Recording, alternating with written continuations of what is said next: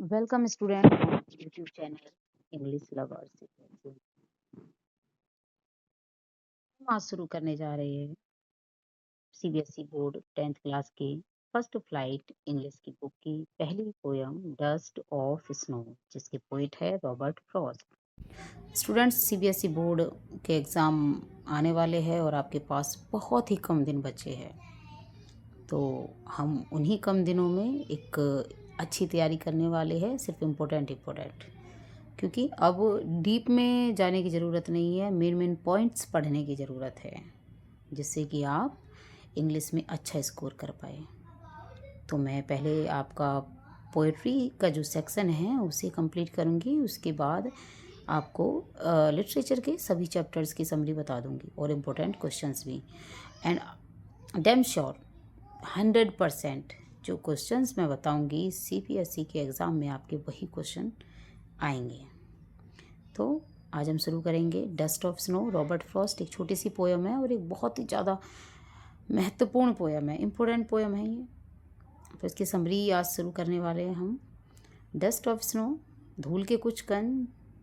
Poet is Robert Frost. Introduction, this is a short poem with a deep message.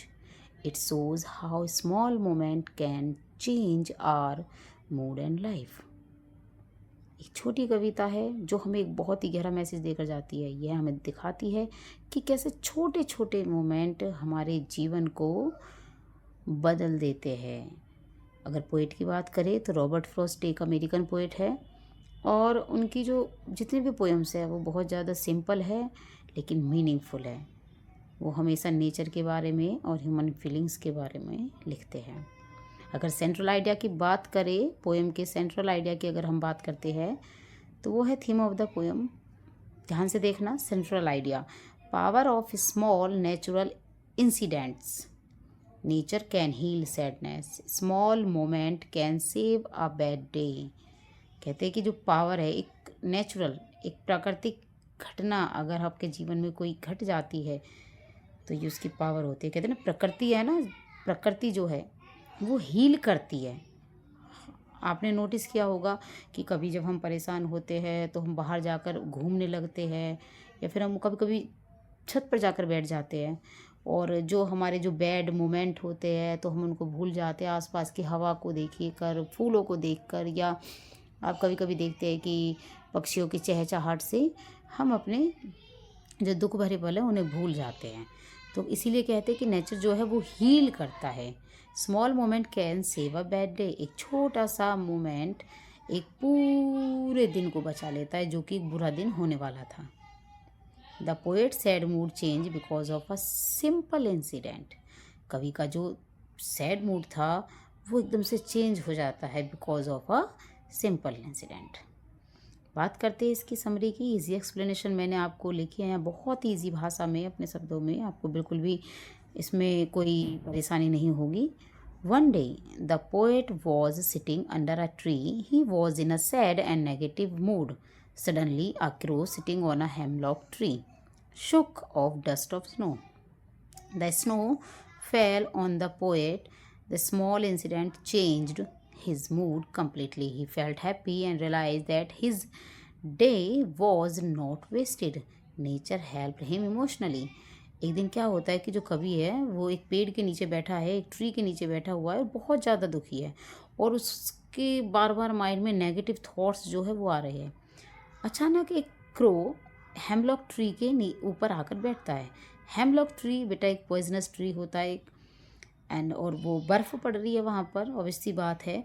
तो जैसे ही वो उस पेड़ की डाली पर आकर वो क्रो वहाँ पर बैठता है तो जो बर्फ़ एकदम से अचानक से, जब कोई पक्षी आप देखते हैं ना तो वो टहनियाँ हिलती हैं, तो वो जो बर्फ़ के कुछ कण हैं वो पोएट के ऊपर गिरते हैं और जैसे ही the snow fell on the poet, जैसे ही बर्फ़ पोएट के ऊपर गिरती है, दिस स्मॉल इंसिडेंट, और ये छोटा सा इंसिडेंट पोइट के कम्प्लीटली मूड को चेंज कर देता है। ही फेल्ट हैप्पी, वह हैप्पी हो जाता है, रियलाइज़ करता है कि उसका जो दिन जो वेस्ट होने वाला था वो बच गया है। नेचर ने उसकी इमोशनली हेल्प की है। ठीक है, तो नेचर हील करता है। कि एक छोटा-सा इंसिडेंट एक पूरा हम कभी-कभी क्या करते हैं कि एक छोटी-सी चीज़ को लेकर अपना पूरा दिन बर्बाद कर देते हैं, उसके नेगेटिव थॉट्स के बारे में सोच-सोच कर हम उसको क्या कर देते हैं, बर्बाद कर देते हैं। हम अपने आस-पास की चीज़ों को नहीं देखते, बेटा हमें देखनी चाहिए कि ये जो नेगेटिव थॉट्स हैं ना, ये अंदर से खोखला कर देते हैं। आस-पास देखिए कि नेचर ने कितना कुछ दिया है। खुश होने के बहुत सारे रीज़न हैं, बहुत सारे, और दुखी होने के लिए तो आप एक छोटा-सा रीज़न भी लेकर बैठ सकते हैं। ठीक है? लाइन वाइज़ मैं इसकी एक्सप्लेनेशन कर देती हूँ, बाकी पोएम्स की हम लाइन वाइज़ एक्सप्लेनेशन नहीं कर सकते because of lack of timing. The way a crow shook down on me, the dust of snow from a hemlock tree. The way a crow, एक कौवा आता है और जैसे ही वो पेड़ पर बैठता है, पेड़ हिलता है और जो बर्फ़ के कुछ कण होते हैं वो कवि के ऊपर गिरते हैं। Has given my heart a change of mood, कवि कहता है, और अचानक से क्या होता है, उन बर्फ़ के कुछ कणों को मेरे ऊपर, बर्फ़ की धूल को मेरे ऊपर गिरने से अचानक से क्या होता है कि उसका जो सैडनेस जो होती है वो किस में चेंज हो जाती है, हैप्पीनेस में। And saved some part of a day I had reader, वो कहते हैं कि जिस नेगेटिव थॉट से, जिस दुख से मैं अपने दिन को ख़राब करने वाला था, his boring regretful day become a meaningful, और वही क्या बन जाता है, एक मीनिंगफुल डे बन जाता है। कुछ वर्ड मीनिंग देख लेते हैं हम इसकी।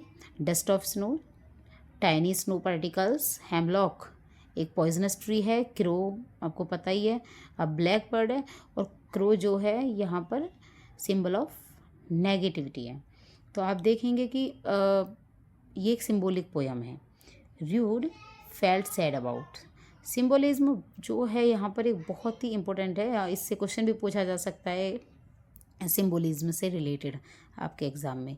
तो सिंबल, जो सिंबल है वो कौन कौन से, क्रो किसका सिंबल है, सैडनेस नेगेटिविटी, हेमलॉक ट्री किसका है, पॉइजन बैड सिचुएशंस का, और यहीं पर है डस्ट ऑफ स्नो, जो होप, जो उम्मीद दिखाती है, जो क्या करती है आपकी, जो पॉजिटिविटी दिखाती है। Then even negative things can bring positive change, हर एक नेगेटिव चीज़ जो होती है वो पॉजिटिव चेंज ला सकती है अगर आप लोग चाहे तो। ओके ओके, दो बार हो गया है इसमें, सिंबोलिज्म वेरी इंपॉर्टेंट, छोड़ देते हैं। पोएटिक डिवाइस की बात करें, अलिट्रेशन, अलिट्रेशन बेटा इसमें पोएम में हैज़ गिवन माई हार्ट, यहाँ पर देखोगे आप एच साउंड बार बार रिपीट हो रहा है, और जहाँ पर कोई साउंड, लेटर का साउंड रिपीट होता है वो एलिट्रेशन होता है। राइम स्कीम क्या है इसकी, ए बी सी डी, आप देख सकते हैं राइम स्कीम इसकी ए बी।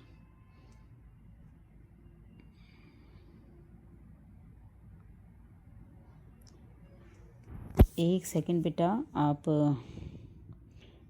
यहाँ पर द वे अ क्रू, आप देखेंगे लास्ट के जो वर्ड होता है, लैटिनी वर्ड, जैसे कि मी और ट्री, मी और ट्री, मूड र्यूड, मी ट्री, तो ये तो गलत हो गई है क्या,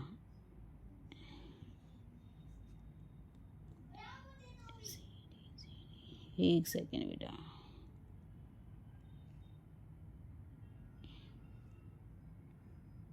okay okay okay okay okay okay, ये जो पोएम की लाइनें हैं ये एक साथ ऐड कर दी गई है, मैं आपको बताती हूँ। ये है आपकी पोएम की लाइन, यहाँ तक है, हैज़ गिवन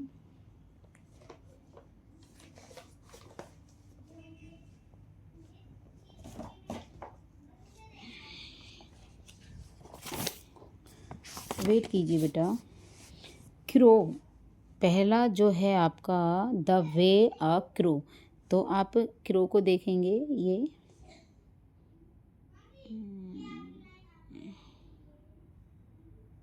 एक सेकेंड आप देखेंगे, लाइन है यहाँ से, क्रो एंड स्नो, ये एक लाइन है, और तो the way a crow, crow last में क्रो आ रहा है तो वो हो जाएगा आपका ए।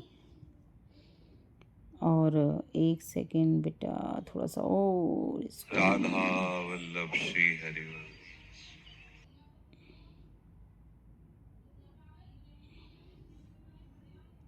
छोटा कर लेते ए, एंड मी जो है वो है आपका बी। ऐसे ही स्नो, इस लाइन में जो स्नो है वो ए है, और जो फ्रॉम अ हेमलॉक ट्री है वो बी है। तो इसकी राइमिंग स्कीम क्या हो जाएगी आपकी, एक सेकेंड, इसकी राइमिंग स्कीम हो जाएगी आपकी ए बी। डन बेटा, ओके। अब पढ़ते हैं हैज़ गिवन माई हर्ट। तो ये आपका हर्ट जो है, एक सेकेंड, आपका हर्ट एक लाइन है और आपका जो पार्ट है वो दूसरी लाइन है। तो आप देखेंगे हैज़ गिवन माई हर्ट तो वो आ जाएगा आपका सी। और जो आपका चेंज ऑफ मूड वो हो जाएगा आपका डी। ऐसे ही and saved some part, hurt और पार्ट सेम साउंड कर रहे हैं, तो वो क्या हो जाएगा आपका सी। और आपका मूड और र्यूड सेम कर रहे हैं, तो वो क्या हो जाएगा आपका डी। ठीक है बेटा, तो इसकी क्या हो जाएगी, एक सेकेंड बच्चा, सी डी। Done, okay. अब हम बात करते हैं आपकी, पोएटिक डिवाइस हो गई है, message of the poem. Message of the poem जो है वो, ये पोएम हमें ये मैसेज देती है, small things can bring big change, की छोटी छोटी चीज़ें हमारे जीवन में कभी कभी बड़ा बदलाव लेकर आती है। नेचर जो है वो हीलिंग पावर रखता है, वो हमारे दुखों को हील करता है। Never lose hope because of one bad day, कि हमें कभी भी उम्मीद नहीं छोड़नी चाहिए किसी एक बेकार दिन के लिए, किसी एक नेगेटिव थॉट के लिए, या आपसे किसी ने कुछ कह दिया है आज और आप उसके बारे में सोच कर अपना पूरा दिन बर्बाद करें, तो ये नहीं होना चाहिए।